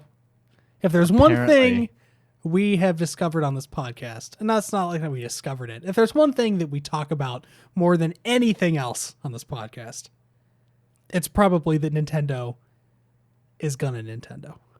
Yep. Okay, so we are now at the end of the podcast. I wanna start up a new segment. And actually, this is kind of misleading because this entire show has been me in an angry state of mind. Mm-hmm. But I'm from now on, when there's like little stories that are just like bewildering or like causes me great mental stress and anxiety, I want to put them at the end of the show and just like as a catharsis rant about them for 5 minutes or so. Okay. So here's a couple things. Here's a couple things that make me Starting upset. off the first one with multiple things. Future's looking grim. So Ubisoft, for the last several years, has not done justice with the Splinter Cell series. They haven't given us a new game since Splinter Cell Blacklist. Or not Blacklist, it was whatever the fuck the last one was. Back on the PS3, Xbox 360 generation. Long time ago. Then they teased Splinter Cell. Oh, Sam Fisher? Hey, he's going to be in a DLC for Ghost Recon. You're not going to play as Sam Fisher. He's just going to be there. But you know what? Sam Fisher's back, baby. He's in a game. That would lead you to think, maybe they're going to make a game. Hey, he's not dead. He's still here. They didn't forget about him. They own it. They own the IP. They didn't forget about him. He's still here. This has got to mean a new Splinter Cell game's on the way. Years come and go. Nothing. We get Sam Fisher in a stupid mobile game. Tom Clancy's whatever the hell.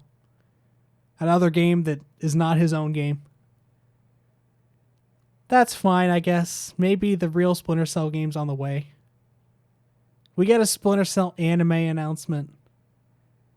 I bang my head against the wall repeatedly. And then Ubisoft has the gall. The gall. For the third time in 1 year. The third time this year they did this. They drop a promotional image of Sam Fisher's iconic goggles. And they said he's coming or something. I can't remember what the tweet said. But basically, Sam Fisher's here, guys. For another goddamn DLC! Splinter Cell Sam Fisher to join Rainbow Six Siege as an operator named Specialist Zero. They didn't even fucking call him Sam Fisher. He's Specialist Zero. Rainbow Six Siege is a fine game. It has a great player base. It is doing very well. Why the fuck are you putting Splinter Cell? Why are you putting Sam Fisher in another game that is not Splinter Cell? This is the third game he's made a guest appearance in. The third fucking game. I don't know what to do. There's like nothing I can do. He's now been in 3 games that are not Splinter Cell, and he has an anime adaptation. I'm at my wit's end with Ubisoft right now. Yeah, there's nothing you can do. Moving on to an article from Eurogamer and Tom Phillips. This one I'm not so much. This is not angry. I'm not angry here. I'm just disappointed. I'm not angry. I'm just disappointed. Oh no. Canceled Star Wars game Ragtag details surface. Ragtag, if you don't remember, was the game being developed by Visceral Studios before EA destroyed Visceral Studios and shut it down. It was a game being headed by ex-Naughty Dog creative lead Amy Hennig. Amy Hennig, creator of the Uncharted franchise, was leading a Star Wars game at a beloved EA studio that made Dead Space and great games. And then EA just decided, nah, we're pulling the plug on it. So yeah, this article is basically a recap of an interview that a former producer on Project Ragtag did. His name is Zach Mumbach. And this is just some details about the game. So Zach Mumbach describes the game between Robin Hood, or the main character, as a cross between Robin Hood and Star-Lord.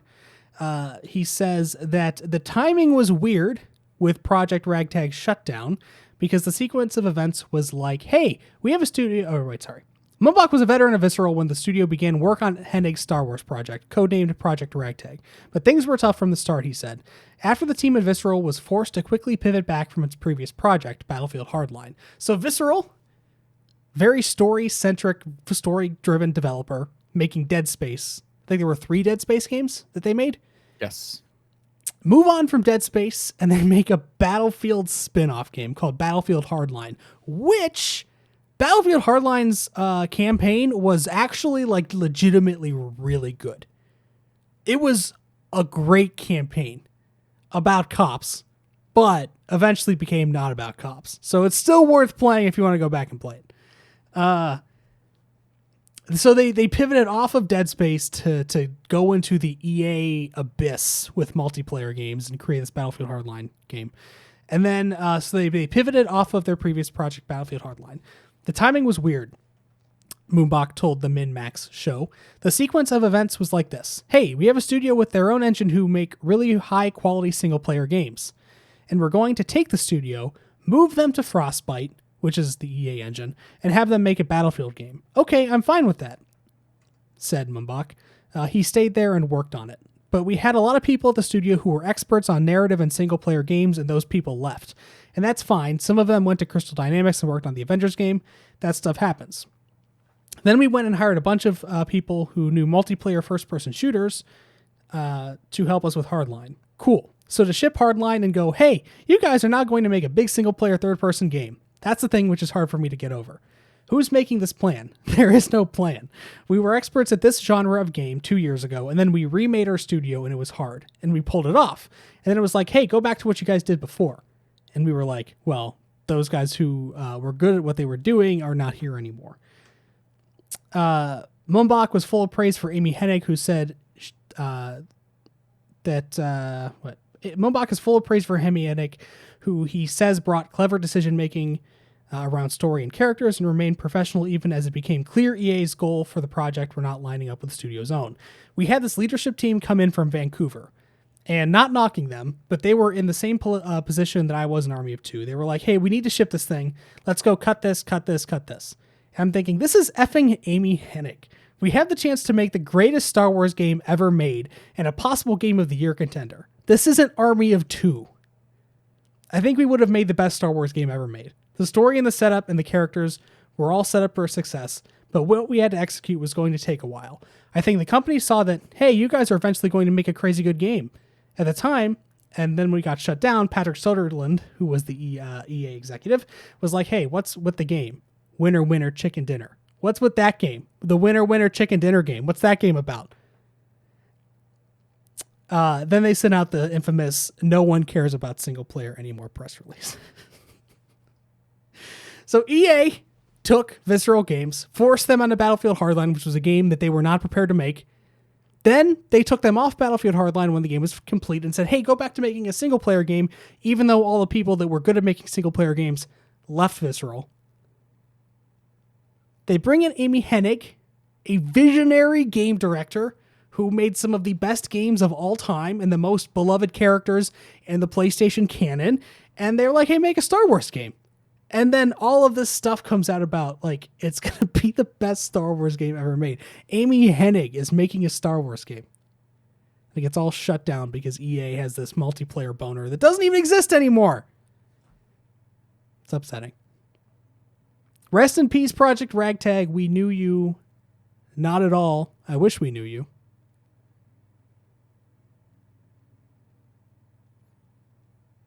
Pour one out for your boys.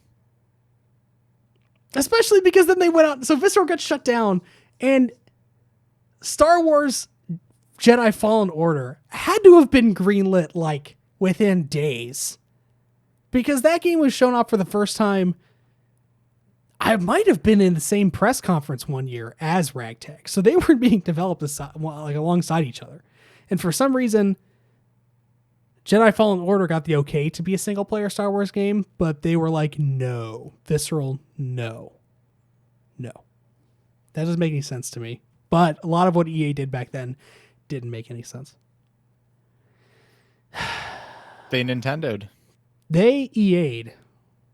EA gonna two things we know. EA gonna EA, and Nintendo gonna Nintendo. Perfect. Last thing from this little part of the podcast is that Deathloop got delayed. This is not, a huge bummer. I was looking forward to Deathloop after they showed it at the PlayStation 5 reveal event a couple months ago. But Arcane Lion announced that they are delaying Deathloop to Q2 2021. So it's going to be a little bit. Summer 2021 is what sounds like about the time that we're going to get Deathloop, maybe May or so. But for that one, you know what, Arcane, take all the time you want because that game looks great. As long as Bethesda... go ahead. No, I was just going to say, I think you tweeted about this at one point, but this is probably going to be a new norm for the next couple of months. Oh, yeah. Seeing major games being delayed. Everybody wanted to pretend that things were just fine and development was continuing on track, but there's no way. We were and still are, at least in the US, in a major pandemic. I think that we're going to see at least 2 to 3 more big delays from games that we think are coming this year. I still am... I think, in my heart of hearts, I think that Cyberpunk is going to make its date. But... This is the third delay, right? It would be the third major delay that we know about, I think. Oof. But I feel like I kind of feel like we're going to get a delay. from CD Projekt. If it happens, it has to happen before September, I think, or maybe like the first week of September, something like that. Sure. If they wait any longer than that, I people think the enough game time. comes out. Yeah, but I kind of, it's in the back of my head and it keeps rearing it keeps coming back to me. Cyberpunk's not coming out this year. And then I don't know what else it could be. I kind of forget what else is coming out from like a third party perspective. I could see one of the Ubisoft games, like either Assassin's Creed or Watch Dogs, slipping. I could see maybe like some of the indie games that we think are coming out. Like I hope Bugsnax comes out, but maybe Bugsnax might slip. Or Bugsnax better come out. Or Spider-Man even. Because the other thing is like it's kind of weird because Xbox, we didn't talk about this at all because we skipped last week, but Xbox now doesn't have anything from the first party for their launch of the Series X since Halo got delayed. Oh yeah, Infinite got delayed. Yeah. So, like, if Sony, like right now, Sony has at least Spider-Man lined up for the launch window. But like if they had Spider-Man slip at this point, like they could be like, okay, well, if you need more time, just take it because we don't have anything to compete with. Yeah. So in fact, let's just delay the console release. Yeah. I don't know. I really think there's going to be 2 to 3 more like high profile delays for games this year.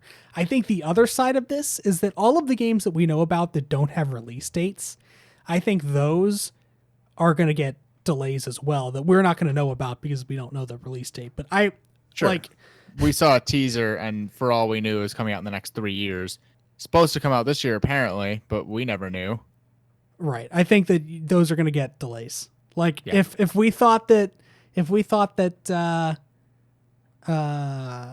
Elder Scrolls 6 was coming out in 2023, that might be a 2024 game now, kind of thing. Yeah, for sure. So yeah, at the beginning of the pandemic, a lot of people, a lot of the game developing, a lot of game developers came out and said, "Hey, we're working through this. It's definitely causing issues, but we don't foresee it impacting our products." Well, clearly it is. Yeah, that was very wishful thinking. Probably trying to speak it and will it into existence. Hey, Nintendo, just. Can you tell us you're alive? Like, are you sure that like the company's still alive, or is there like an intern that's running all the social media accounts and that's all that's left? Like, has everybody else just like packed up and has pieced out and you just have like a social media manager over there now? What's going on? Where's Mario? We have to, if they truly have filed for a bunch of like trademarks and stuff for Zelda's 35th anniversary for next year, there has to be something that's like ready to be dropped, right? It is August 20th as of the day that we are recording this podcast. When did Odyssey come out? Was that October? That's a good question. Granted, we knew about Odyssey from year E3. in advance. Yeah. October 27th, 2017. So I could see them dropping it in October. It's just when's the latest they can announce it? Yeah, I mean, Paper I Mario. guess they don't have to. Paper Mario had like a month and a half gap between announcement to launch, I think, something like that. It was less than 2 months, right. I think. Yeah. So we're right there. We're right there now. Like it has to, like if they're going to drop something on October 27th and give it a 2-month window, they have to do it this week. I think that there were rumors that there's supposedly, I feel like I've seen this rumor every week. There's supposedly going to be a Nintendo Direct, like a proper Direct, on the 28th, is what people are speculating, which I don't think really makes sense because that's a Friday. Yeah, it doesn't sound real. That doesn't sound Nintendo. But like there has to be. There has to be something. Something. They have to say something eventually. It's gonna happen eventually. They can't ignore Mario's 35th birthday. No. And if they do, I mean, nothing's going to happen, but like, it's not going to be great optically. No. It's like they just spurned their company's mascot, and then next year it's like, okay, it's all Link. Yep. Zelda. But the green one. I don't know. I really, really hope that even if they do it in the annoying way that they did that, not the Indie World, but the one before, where they're like, hey, Sunday night, midnight, join us tomorrow at 6 a.m. When was the last Nintendo? When was the Direct Mini? That was last month, wasn't it? That was July. I believe so, yes. Maybe they are going to give us one of these like every 2 months or something. Like here's a Nintendo Direct Mini. Here's a snack. Here's a Mario Enjoy Direct Mini. They're going to change it. The Mario Direct Mini. And here is 1.5 Mario games. There's another like 2 that we were working on, but they're not going to be out for another couple of years now. Like, people would even be, I think, happy with just 2 or hopefully 3, maybe remasters, possibly just ports. Yeah. I think anything, honestly. We haven't really gotten that much from Nintendo in the last year. So anything would be a welcome change. And I mean, if they did a remaster, in theory, they could have the same engine running all 3. Because there's not really that much difference whenever you think about all the 3D Mario games. Yeah, I don't know how that works. I don't know. I don't know if there's difference like across like generations. I don't know how they made those games. But you would think that it would be easy considering they've ported them all in some way before. And if they're just what a kick in the face it would be with all these leaks of Skyward Sword HD coming out. If they give us a new Zelda game or a Zelda port, but do nothing for Mario. Yeah. I mean, next year with the Zelda thing, if next year's the 35th anniversary of Zelda, I'm sure and we Metroid, could get. But we'll not talk about that. No, we won't get a Metroid next year. No. But Breath of the Wild 2 legitimately could come out next year. That would make sense, yeah. They could have a legitimate new Zelda game for Zelda's 35th anniversary. I guess again we've remaster. I've seen a couple of people tweeting about this, and I'd love to see it, but give the Oracle games, Oracle of Ages and Oracle of Seasons, the Link's Awakening treatment. Right, but like we don't get anything other than Paper Mario. I keep forgetting about Paper Mario, but again, there was no celebration with that. No, it was just here's a Paper Mario game. Paper Mario is now kind of its own thing. It's like almost not even Mario. But none of yes, it's Mario, but it's Paper Mario. Right, there's but a difference. Yeah, now. And none of their promotional imagery, none of their marketing, none of the there wasn't a splash screen. There was nothing that indicated in Paper Mario that Nintendo was celebrating Mario's 35th anniversary. Maybe they just don't care about 35s. Maybe just the 35 year is just not something they care about. I would think it would be, but I guess maybe not. I don't know. Listen, we get glue sticks and whiteout tape. I want the Mario stapler and the Luigi ruler, and I want the binder, the Trapper Keeper, all that stuff. It's back to school time, baby. Perfect. All right. Thank you for hanging out with us on tonight's long podcast. I'm sorry, most of that was me ranting. That was a lot of ranting tonight. That's okay. You had 2 weeks worth. It's true. If you like what you heard, you can find us live on twitch.tv/CDRMagnus every Thursday at 8:30 p.m. Eastern Time. You can also find our video podcast on YouTube. Just search CDR Magnus. You can find our audio podcast on all of your favorite podcast services, including iTunes, Google Play, Stitcher, Spotify, TuneIn, and more. You can find the podcast archive on QuickTimeEvent.net. You can join us on Discord, the QuickTime Event Discord server. Come join us for some good chats, some good memes. Share us, give us pictures of your dog or your cat. We love good pets. Promote your stuff. Come talk about games and anime and TV and all kinds of good stuff on that there Discord server. Link is in the Twitch panels. If you'd like to do that, don't be shy. You can also find me on Twitter at CDR Magnus. John is on Twitter at John Kaminko. I would like to stream some more Fall Guys. Oh, soon. hell yeah. I'm down. Don't know when. Maybe Sunday again. Next week is going to be, I think the topic for next week is going to all be about two things. Saturday is the DC Fandom event. I think they call it that because they usually hold it in a dome, so Fandom. But this year it's all going to be virtual. We are expecting big news out of WB Studios concerning two of their games. The next Batman game, I guess, and then also whatever Rocksteady is working on, which appears to be a Suicide Squad game. So we will be talking about that. There might also be some like goodies about like nerd culture stuff we can talk about. We haven't talked about the DC Cinematic Universe in a while. So maybe last time we talked about it, we were, if I remember right, enraged. Yeah, let's look forward to that next week. And then next Thursday is Gamescom opening night live. It is opening night in Germany, which means it's taking place at like 2 p.m. Eastern time, I think. But Perfect. Jeff Keighley is hosting. It's a 2-hour show where he has said that there are going to be 20 new announcements from huge publishers. I think he said huge games and small games. Jeff Keighley doesn't have the best track record with understanding what a huge announcement and a small announcement are. Yeah.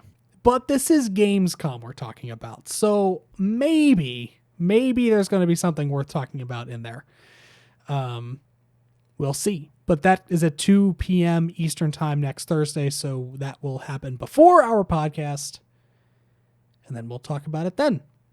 And if the stars truly align for us, between now and then, there could be a Nintendo Direct. How much advance do you think they give people? If it's a true Nintendo Direct, a 30 to 45 minute Nintendo Direct, how long in advance do they tell people it's happening? I'd say that they tell us over the weekend. Tuesday is kind of the day that they usually go for, right? I think it's Tuesday or Wednesday usually. I would anticipate that we would hear about it sometime this weekend. If it's going to happen. If it's going to happen next week. Yeah. Okay. I agree with that. All right, we'll see. Like if they were kind and benevolent overlords, they would tell us now and be like, "Hey, we hear you. We know you're upset. We've got something coming. You just have to wait one more week." Here's what they're going to do. Oh boy. They are going to make updates on their mobile games, on Mario Kart Racer, whatever the Mario Kart game's called, on Animal Crossing Pocket Camp. I don't even know if there are premium currencies in those games, but they're going to create a new way to purchase their premium currency off the App Store. And then they're going to create 1984, and they're going to free Mario, #free Mario from the Apple Store. And then they're going to sue Apple. And then they'll be too busy fighting legal battles to give you Mario's 35th anniversary. Sorry, got to cancel your birthday this year, bud. We're in court. If you want Mario, you have to tweet #free Mario and join our battle against the evil Apple overlords. Mario can only come out and play if we destroy Apple. Okay. Thank you for tuning in. It was a pleasure, and we'll see you all next week. Goodbye, friends.